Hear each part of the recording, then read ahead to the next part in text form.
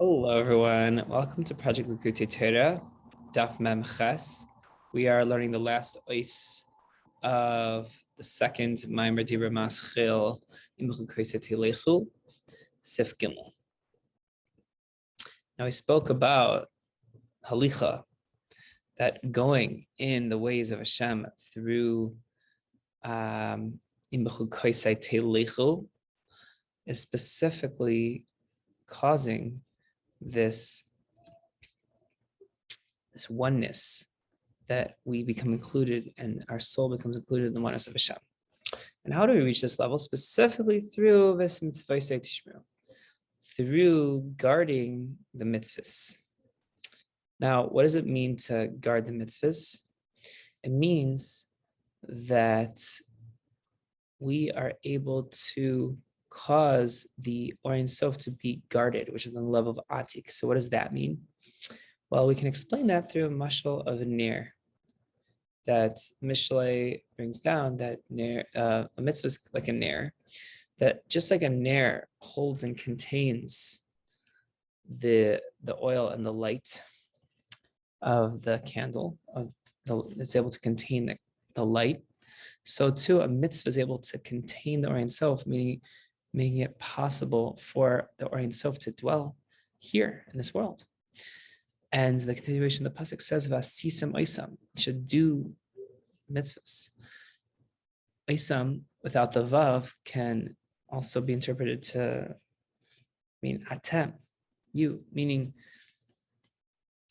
that the neshamas of the Jewish people, so to speak, necessitate the nמשך of the Ein Sof into the kelim of this world.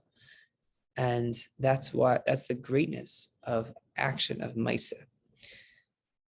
And the idea is that we necessitate that which is in one's intellect, or Hashem's intellect, to become extended into the action that is being done.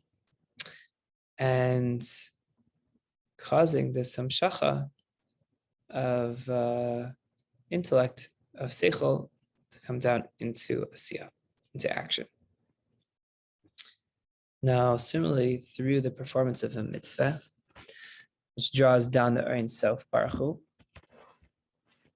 it's very gewaldic concept that the Ein Sof is normally something that is completely separate and not really shaykh to Seder Shalshlos. But through the mitzvah, we are able to be mamshech, this level that's completely separate from Seder Shalshlos into Seder Shalshlos. And not only into Seder Shalshlos, but into the kelim of Zeranpin, the midas of Atzilus. And that is called the name Asiyah, action. And the continuation of the pasuk says, "Venatati geshmichem בעיתם," that I'll give your rains in their proper time. Now, rain from the sky is compared to the Torah. Pasuk Hazino says, "Ya'ruf kemטר לקחי." Now, specifically, rain coming down is the level of gvura, and Torah was given with 5 koiles, 5 voices. What does that mean? It means that these 5, expressions of chesed, so to speak. And these 5 expressions of chesed really come from 5 expressions of gvura that are within Abba, within chachma v'tzilos, Hashem's chachma. And then from there they become chesed within Ima, which is bina of Atzilos. To explain this, Moshe Rabbeinu heard the whole Torah from Har Sinai with one voice of Hashem, one koil, as it says in Parshas Yisrei, Ve'elokim yanenu v'koil. It doesn't say koiles. So this is because Moshe was on the level of or Abba, meaning he was on the level of Chachma of Atzilus, of the light of Chachma of Atzilus, so he was able to receive that light of Chachma of Atzilus directly without having to go into Bina and be expressed in Hegvuris. The Jewish people weren't able to get that direct coil. So therefore, it had to be divided into 5 coiles and then come in from into Bina, expressed in these 5 coiles. Now we have a pasuk in Tehillim that says Peleg Elokim El Moli Moyim. The channels of God are filled with water. So what's the vart in connection to we were just explaining? That which is channeled from the level of Elokim, which is the level of the Hegvuris, 5 channels of Gvura, so to speak, coming from Hashem's Chochma. Those 5 Gvuris, like when you dig a channel, you are essentially, that's like expressing Gvura, because channel, you're making a very specific channel to go in a specific direction, which is very Gvuridic. But through the channels, especially creating a kli for the gilui of the mind, for the water to come through those channels, which is the expression of the 5 chasadim. So those 5 gvuras is digging the channels metaphorically, and then the 5 chasadim, which is metaphorically, that's the water that's going through those channels, which makes it possible for us, the Jewish people, to receive. And through geshmichem, through these rains, which is the level of Torah, we affect the kol daiti daifik pischili, that the voice of my beloved knocks,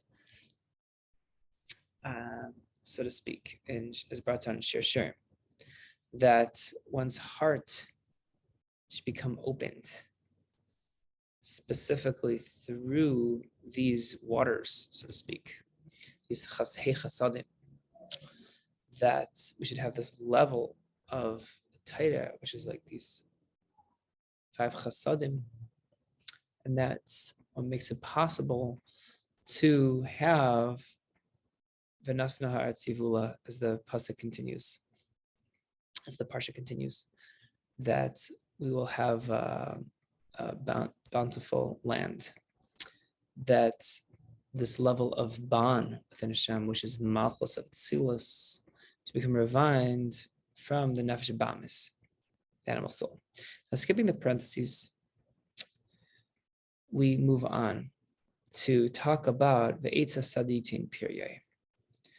That the continuation in the pasuk says that the tree of the field will bear fruit, will bear produce, so to speak. That is the level of mein duchrin, masculine waters, from the nefesh elokis, from the godly soul. Just like land, eretz, which elevates the feminine waters, which is malchus of Atzilos, becomes elevated, which is the idea of refining nefesh bamis, the rain, which is the nefesh, which is connected to the nefesh kiss and mein duchrin, the masculine waters, that comes down onto the land and causes these lands to grow. This is alluded to in the pasuk in Yeshaya, kasher yedid geshem v'shalag min shamayim, that these rains from the masculine waters descends, and through this yichud of man ban, so to speak, causes the gidul, this growth of yitin piryei, of the produce of Hashem, of the produce of the earth to sprout. And that is through refining the 248 sparks that are hidden within the earth. And it's very concealed because we have pasuk in Habakkuk, the laments.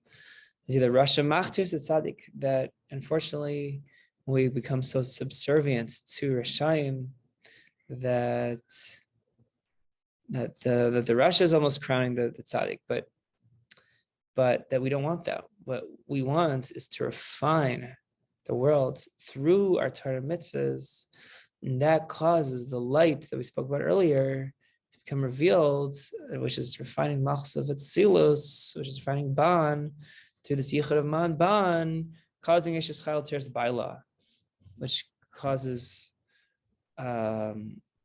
Malchus to ascend to a level that's even higher than Tikkun, reaching this level higher than Tikkun, which is Sag within Sag, Sag to Sag, very lofty level of Hashem's essence.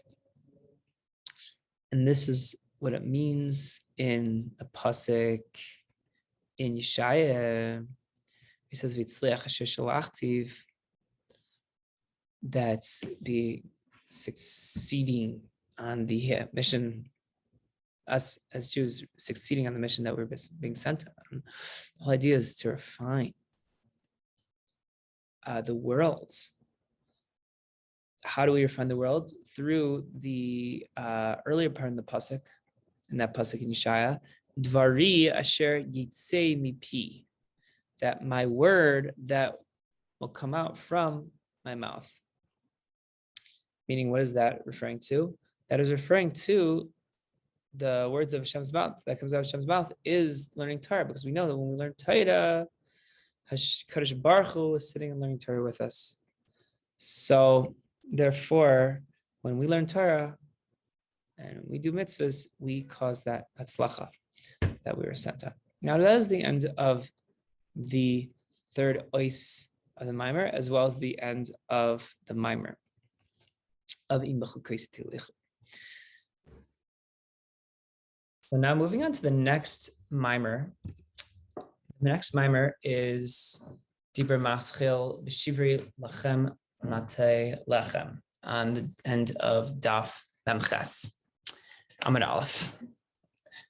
So it says that when I, meaning I Hashem, will break, or so to speak, destroy for you, the Jewish people, the staff, or in other words, the source or strength of bread, I'll break the source of sustenance for the Jewish people. And when that happens, 10 women, that 10 women will be forced to bake their bread in one oven.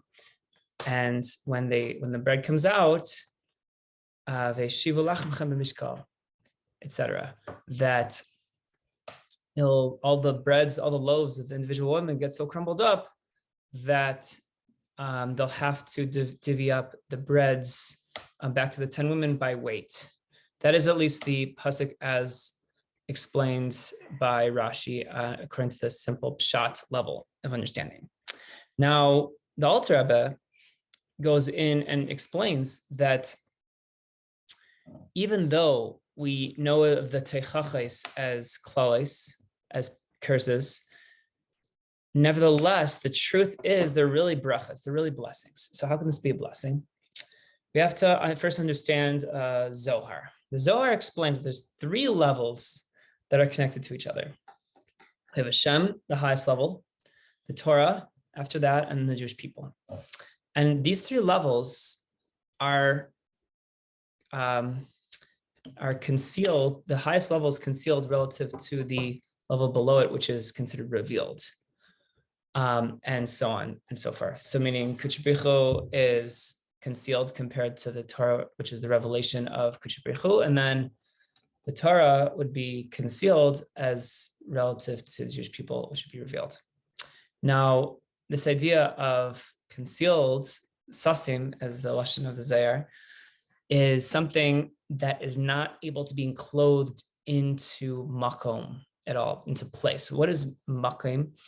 Makom is the context and backdrop for existence. So, so to speak, meaning to say that Hashem is considered stima dechol stimi, that he's completely concealed, even relative to, in the context of concealment, he's even concealed, that no thought can even begin to grasp Hashem on that level. Now, Galia, revealed revelation, is as the concealment comes into place, into makom, into this context or backdrop, so to speak, for the potential for existence to exist, which is essentially physical space as we know it, the 6 directions, meaning northwest, east, and south, up and down. Now, how can we say that something so physical like physical space is godly? Meaning we call Hashem hamakim. So how can it be that space is something so physical is godly? Now, in truth, the answer is Einod Milvade, as we say in Parshas Veschanan, that there's nothing outside of Hashem. So therefore, Hashem is absolutely dominant and has a dominion and a kingship over all of creation. Even the most physical, the physical creation in this world has a spiritual life force that animates it always, constantly giving it life.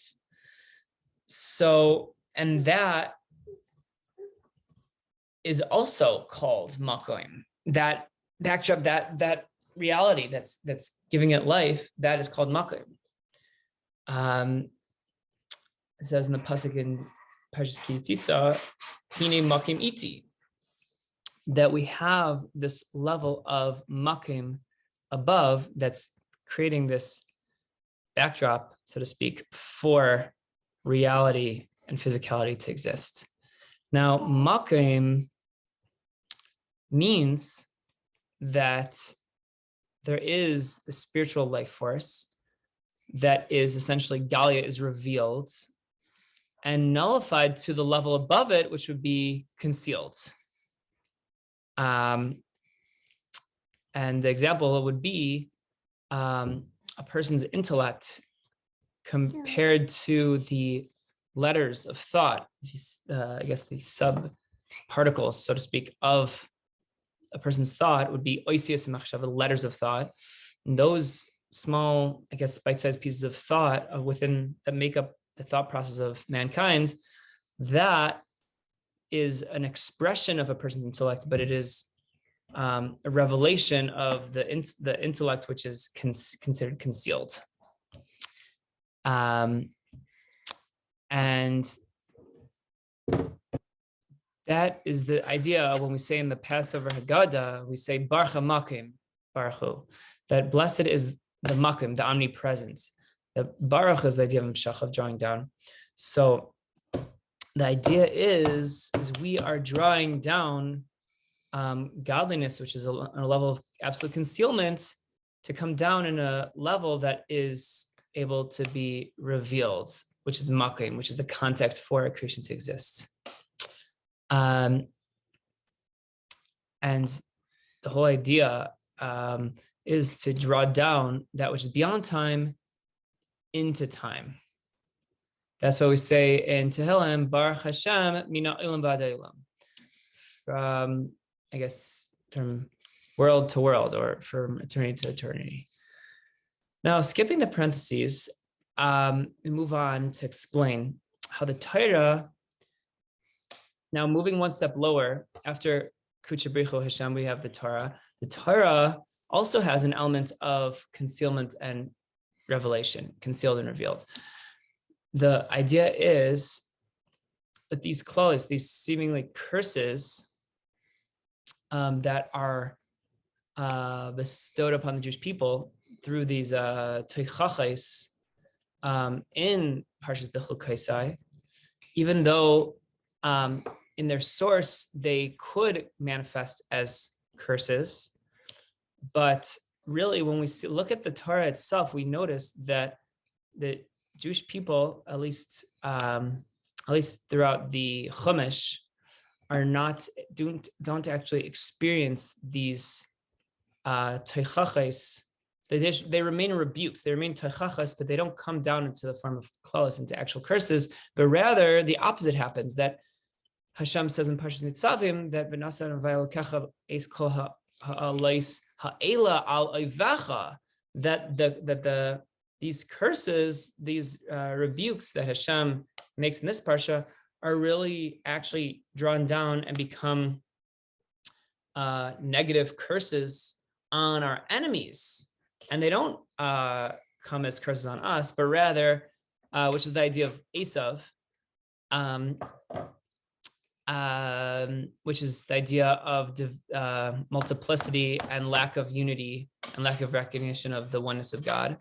But rather, when, with regards to the Jewish people, these toichachos, so to speak, manifest and come down in the form of bracha, into blessing. And that's what it says in Parshat Nitzavim. It says, "Va'ata sashu v'shemaita b'koil Hashem," and the voice of Hashem. That the whole inner, that's the whole inner dimension of this concealed rebuke, so to speak, is to bring out the goodness and the blessing into the Jewish people. And so we have while in a concealed form we have, so to speak, a rebuke that could manifest as a blessing or a curse, but in actuality, when it comes out as a blessing, it comes as a b'koil, as a voice, which means the idea of a brachis, of brachis. Now, skipping the parentheses, if one wants to dive in, brings out this point in a Gemara in Mein Katan. One can look there for further analysis. Now, after the parentheses, it is known the Torah is called lechem, bread. Why is it called bread? Because bread is something that when you eat it, it animates the neshama, just like mazing, just like physical sustenance animates the goof, animates the body. So when a person eats bread, it's literally coming down into all 248 limbs and providing life force to it. So too, the Torah gives us life force, spiritual life force, life and energy to live. And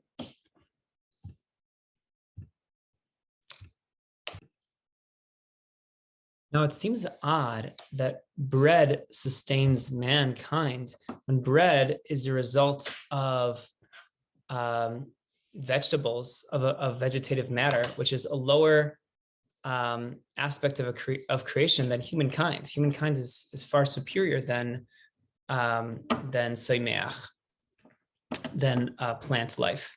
So how can it be that a humankind is dependent on plant life for our survival, which is a much lower level? Now, the truth is, to answer this question, very, very famous concept in Chassidus, that really produce from the ground, even though it manifests as a lower level of existence, nevertheless, its source is much higher. What happened was that during the Shviras HaKelim of the world of Tohu, the energy that creates the wheat and all of these crops, it fell down to a level that's even below mankind. But its source is sourced in much higher levels, the world of Tohu. So similarly, Torah is also very similar to bread in the sense that it is called lachem and mazain to the neshama. It's called bread for the soul. It sustains the soul. Why? Because the secrets of the Torah come down into physical matters. For example, you have just basic legal rulings in the Talmud and halacha of permitted and forbidden, toma and tara. So we see that even though the source of the Torah is much higher, is from the loftiest of heights, it's able to come down and reveal itself into the lowest of low, just like grain and wheat and bread. And all this is because of Shviras HaKelim, through this breaking of vessels. But here, the Alter Rebbe doesn't actually use the lashon shviras kelim. He uses the shviras aluchos rishonos. These first two tablets that Moshe brought down from Har Sinai, he broke them. That first, these first tablets that if they weren't broken, they really would have, as it brought down in Shmais Rabbah in the Midrash, they would have freed mankind from the angel of death. But because these first tablets were broken, they were, so to speak, their spiritual potential was unleashed and able to become drawn down into the most physicality of reality, as it's brought down in Likkutei Torah of the Rizal and other places about the similarities between the breaking of the first tablets and shviras kelim in the world of Toh. And now we can understand the beginning of our pasuk in this precious Bechukosai, Shivri lachem mate lechem, that when I break for you your source of bread. Meaning, what does it mean mate lechem, staff of bread? That represents the tree of life, the Eitz HaChaim, which breaks as a result of shviras kelim and comes down into physical matters, physical material world. Now, that is the end of Sif Aleph. Now, Sif Beis further analyzes the beginning, the continuation of the pasuk. Va'afu eser nashim, and 10 women will bake. So what does it mean, va'afu? And they will bake. And that is, we know that the Torah is called lechem chita, specifically bread made from wheat. Why is it called wheat bread? Because the 22 letters of the Torah of Lashon HaKodesh actually is the same gematria chita, ches tes hey, number 22. And the inyan is that when a person eats bread that is not baked at all, it's not possible to be properly digested in its stomach. And therefore, it's not going to be able to come down and be absorbed into the blood and into the limbs of the person and into their soul. However, when a person eats bread that is baked properly, then and only then is it able to be digested into its limbs. So just like bread needs to be baked in order to become one with our flesh, so too the Torah needs to be baked, so to speak, in order to become one with our soul. So what does it mean to bake the Torah before we consume it or learn it, so to speak? We're going to explain. So the idea is that one must meditate on the oneness of Hashem, that Hashem is completely united with the Torah and the Jewish people. And when we meditate on that concept, then that would be the prerequisite for consuming the Torah, so to speak, in order for it to really become absorbed into our body and soul. Now, in the context of baking, our sages bring down in the Gemara Yerushalmi that the Torah is given as a black fire on top of a white fire. So, in the parentheses, the Ramaz is ma'ayin what these means, al pi Kabbalah, a little bit more. After the parentheses, we explain that the black fire is this concealed love that every Jew has, this yearning to cleave to Hashem. That even when a person is completely involved in their physical matters, nevertheless, his heart is burning, his inner fire to love Hashem, as is written in Eicha, Tzak libam el Adnai. The heart cries, has this almost like silent cry that's deep within the Jew's soul to cleave to Hashem. And that's why this term of love sickness comes from Shir Shirim. It says samchuni bashishois, etc. Ki chelas avani. That one should prepare for me. Raisin cakes was apparently a type of food that was prepared for someone that was sick. Prepare me this, I guess, medicine, so to speak, because I'm lovesick. What is this love sickness? That we have this deep desire to cleave to Hashem. And that's what it means. Ani yeshena v'libi er. I'm sleeping, but my heart is awake. In Shir Shirim. And this concealed love is, as it says another pasuk in Shir Shirim, Rishafeha rish pe'esh shel heves ka. That this love is a love of fire, of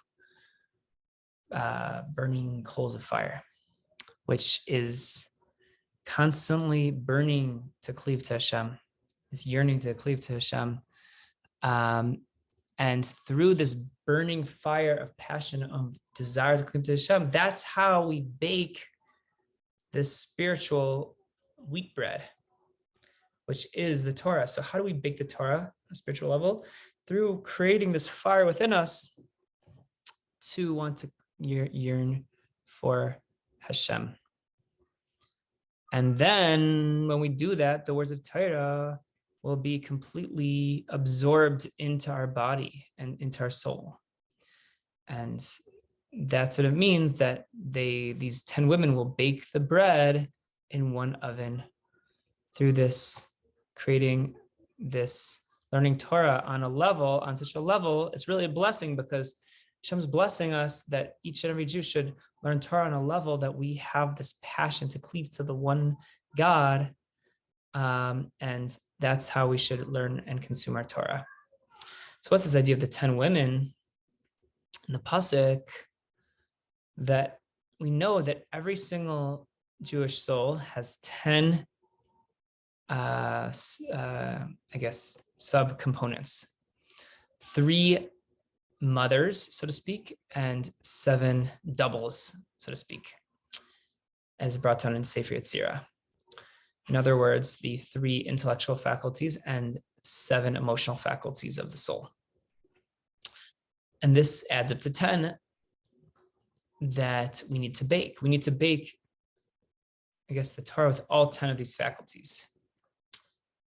And why specifically women, not men? Because this has to be done on in a feminine way. What does it mean to bake these 10 soul faculties in a feminine way? That we should have this yearning and cleaving to Hashem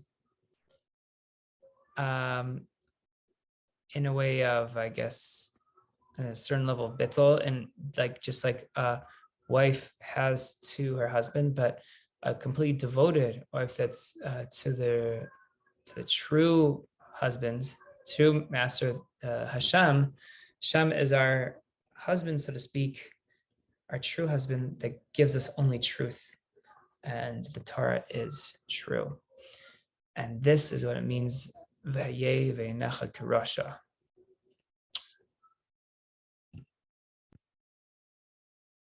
That one should see oneself like a rasha, like a wicked person, even though you could really be a tzaddik.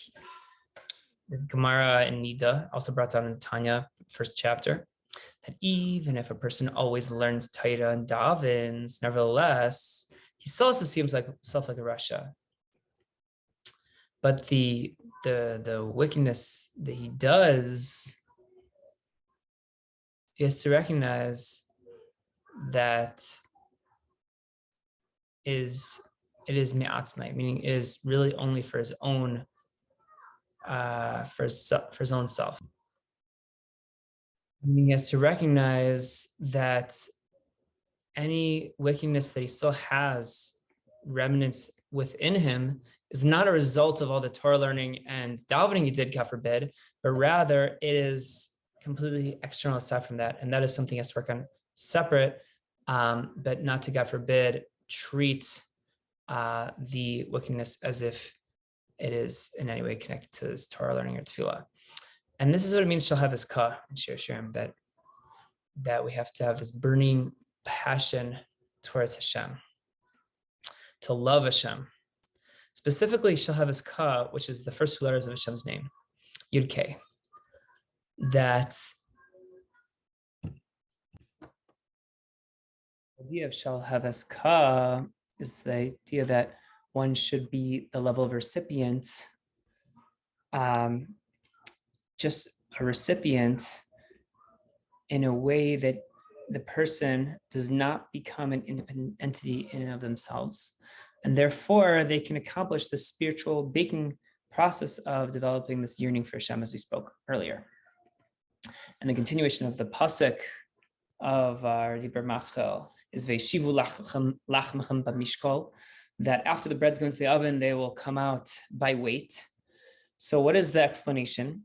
That when one learns Torah in this way of baking first, as we spoke about earlier, meaning creating this fire, desire, and yearning to cleave to Hashem as a recipient in the Nukva, explained earlier, it needs to be done in a way of mishkal. What does mishkal mean? It means weighing, so to speak. Meaning, it says in a pasuk in Yeshaya, v'shakal b'pelas harim, that Hashem, so to speak, weighs the mountains with a scale, that this is a level that is higher than mountains, meaning to say that Hashem's reality is beyond the greatest mountains, that Hashem is transcends mountains. The fact that he's even able to weigh them, which in our human capacity of understanding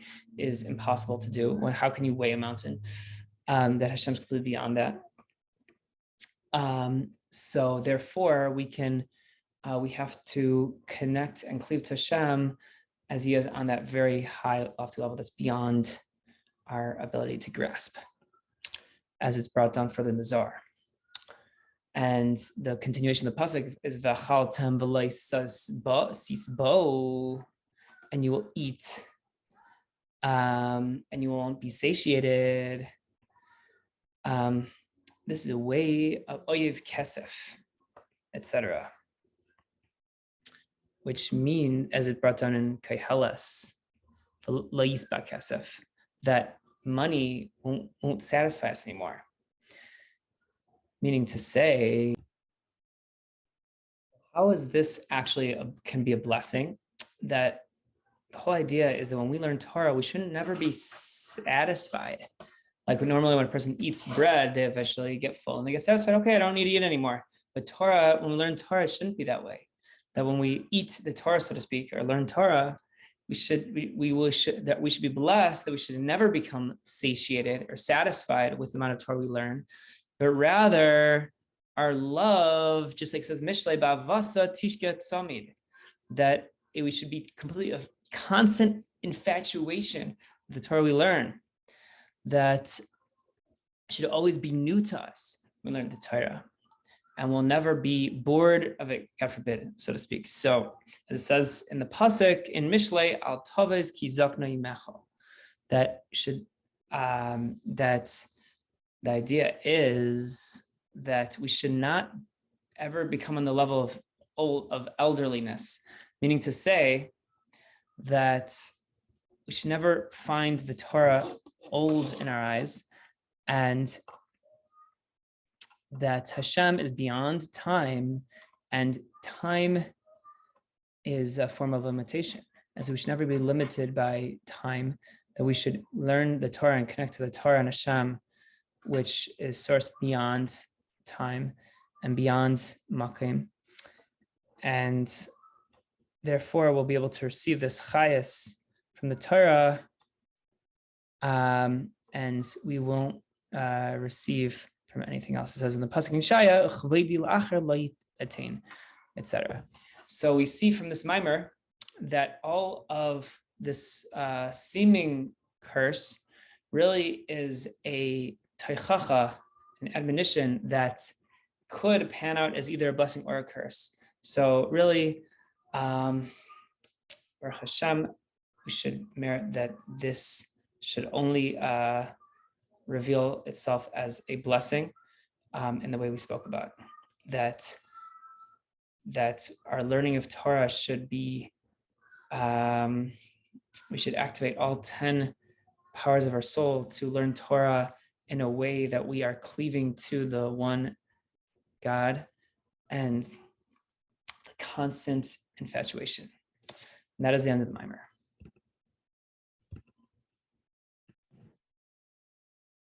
So now moving on to the next mimer, Eila Chukim v'mishpatim v'teres asher nasa Hashem v'noi uvein b'nei Yisrael.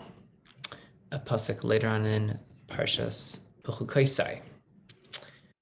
Now, l'chayra, it's not shaykh to say Chukim v'mishpatim and teres, because this is talking about in the context of the brachas and klalos that were written earlier in the parsha.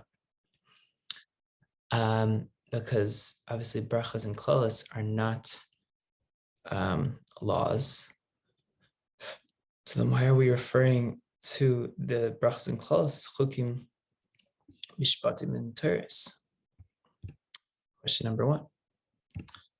So the second question is, why does it say beinoi uvein b'nei Yisrael? That Hashem gave between him and the Jewish people. Why doesn't it just say to the Jewish people? So the Indian is, in the parsha above is written, so this really represents 3 different levels. It says Bechukosai telechu, that represents machshava, and really contemplating thought, with your thought and the greatness of Hashem, which is many infinite levels, one higher than the other. And therefore, it's called halicha, walking. Just like it's written in the pasuk in Tehillim, yechel milchayil el choyil. And just like it says in the pasuk in Habakkuk, halichos olam lai. What does it mean, halichos olam lai? That when one goes, so to speak, hoylech, goes and removes himself from the world, to him, meaning to Hashem, to nullify himself to Hashem's oneness through his contemplation in the greatness of Hashem,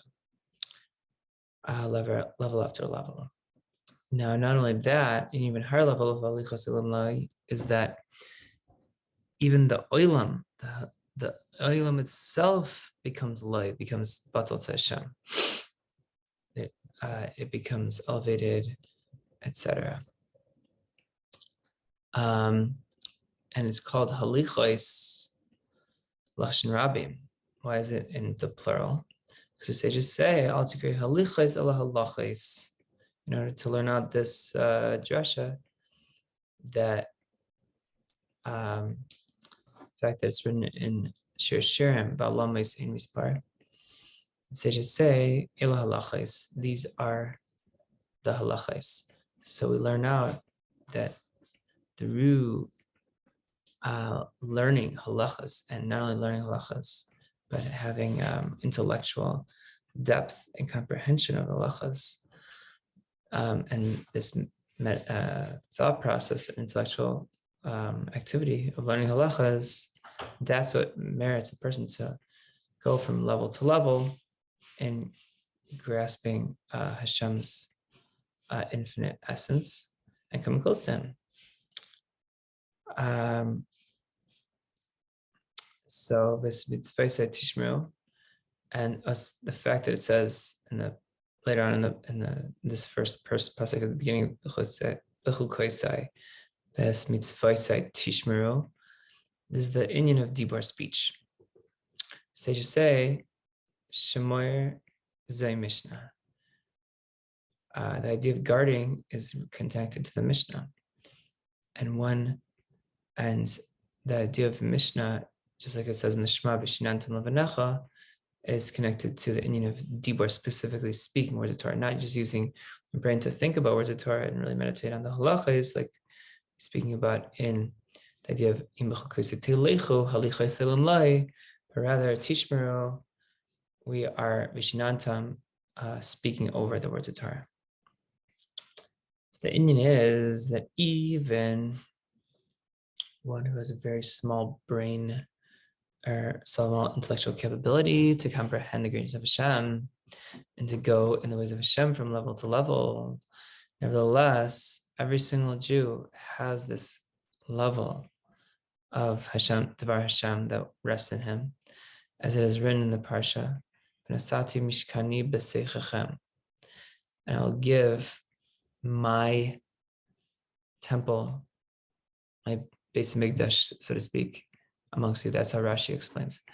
But the Zohar explains mishkani. The fact is, the word mishkani, it implies mashkoina, which is like a collateral. So it's just like if a person lends someone money and he does it on collateral, it forces an extra closeness to the lender and the borrower, because the borrower knows that his collateral is in the hands of the lender. So he really has to stay close and make sure.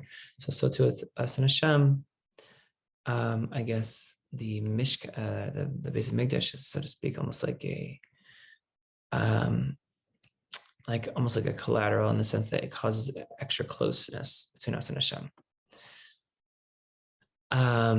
And just to explain this analogy further, more in depth, just like a person gives collateral to his friend, that the mashkain is not from, it's not, he's not giving it out of his goodwill, but rather he has to. So, as sages say, Gal Adam Shechina Imayim, that the Shechina went into exile with the Jewish people in Adai. It means that even if a person knows what level he's holding spiritually, even if he's in the deepest gullus, exile of Adam, or Rome or Ishmael, or amongst the Christian or Arab countries, they represents different undesirable character traits and emotional traits like tivus and kas, desire and anger and so on. Nevertheless, he will not fall astray. It says, Avda tikvasi. Avda tikvasi. Pasuk in Yechezkel. That in truth, even when we're in Galus, and the Jews are in Galus, Shechina ben Imam, Shechina is with them. It gives us this extra chayes, extra life force, so to speak, of godliness, that even when we go into exile, Shechina is with us. All connected to the idea of lakxi, God, that Havaya is the level of past, present, and future at the same time. Like it says in Malachi, Havaya leishanisi. Therefore, one is able to establish in one's mind to have this level fixed, this idea of Elokeichem, of the idea of Hashem being beyond time, fixed within him, which is within the world, which is Elokeichem. However, we need to have this level guarded within us, so it does not remain something just intellectual and beyond us, so to speak, but rather something we're able to internalize. It says specifically b'seichechem. And this shmira, this way to do the shmira, is through learning Mishnah and Shino, and specifically through speaking words of Torah. Like Devar Hashem is Zay Halacha. As they just say, when it's Shaina Halacha, specifically Shaina Halacha is the idea of saying over Halachas. This is the level of Shmira in order to guard within oneself that which was already given to him. Even if one is not able to go and to ascend higher through these great levels of hasaga, intellectual grasp of the greatness of Hashem, nevertheless, through speaking words of Torah, one's able to internalize the Torah. Who says in the pasuk in Tehillim, so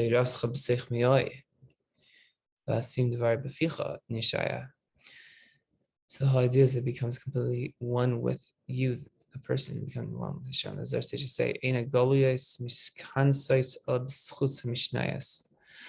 the exiles of the Jewish people won't gather to Jerusalem unless we have the Mishnah, unless without the merit of the Mishnah learning that's been taking place.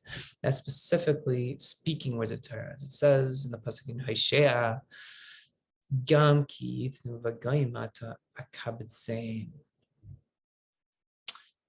The explanation is that even though that they're in the level of exile, the Shekhinah is with them.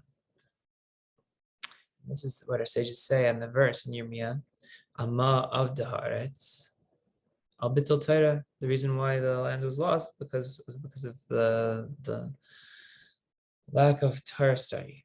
Because through Bitul Torah, which is this level of Dvar Hashem, of the Hamuna, which is this level of Aretz Adayim Raglai,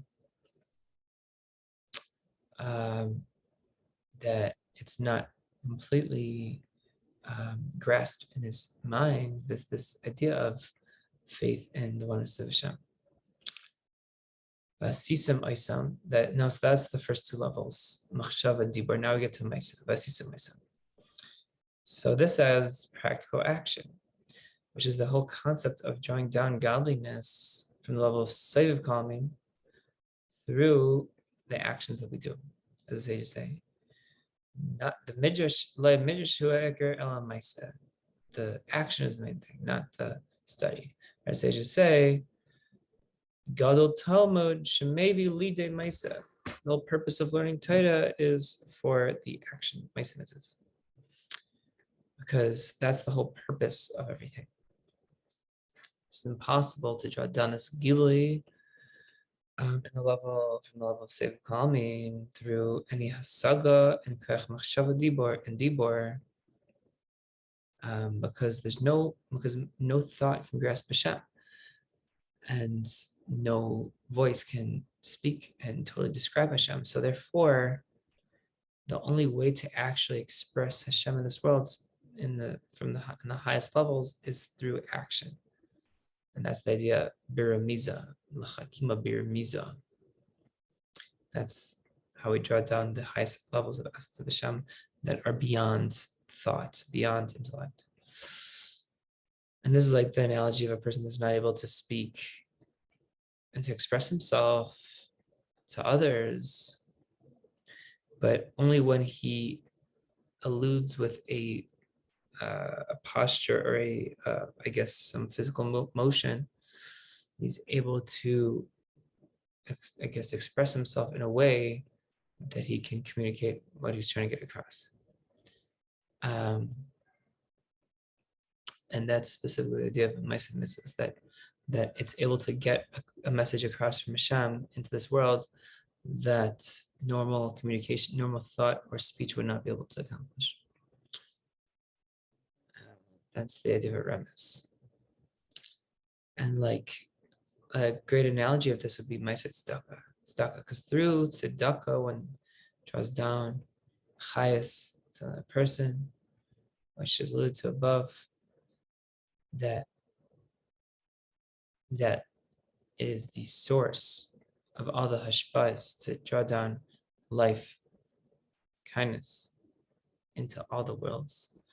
And similarly, that's the same idea by all mitzvahs, that even the mitzvah of learning Torah and with speech, because when a person speaks words of Torah, that is also considered like an action, because his lips are physically moving. And this is what is written in Pasuk in Shaya, that when we give tzedakah, we bring peace, which is the idea of uniting two opposites, making peace between them. So too, it's impossible for worlds to receive the infinite abundance of life from Hashem, from the Creator, which is completely separate from the world, so to speak. So opposite spectrums, but specifically through this concept of shalom, through peace, we can draw down this infinite blessing from Hashem. And this is what it means in the pasuk in Bechukosai, in this parsha, na'sa shalom ba'aretz. I'll give peace in the land. Also in Tehillim we say malchus kol elumim. Both ideas, the idea of the level of Eretz is the idea of is the level of Malchus compared to Kadosh Baruch Hu. And so it means that Loi Matzah Kadosh Baruch Hu Kli Machzik Bracha L'Yisrael L'Shalom. Hashem only found a vessel to contain the blessing, meaning the only vessel that can properly contain blessing for the Jewish people is peace through Shalom. Shalom is what brings the peace down, the peace and godly vitality to be revealed down here below. I hope you enjoyed learning the daf together and have a wonderful day.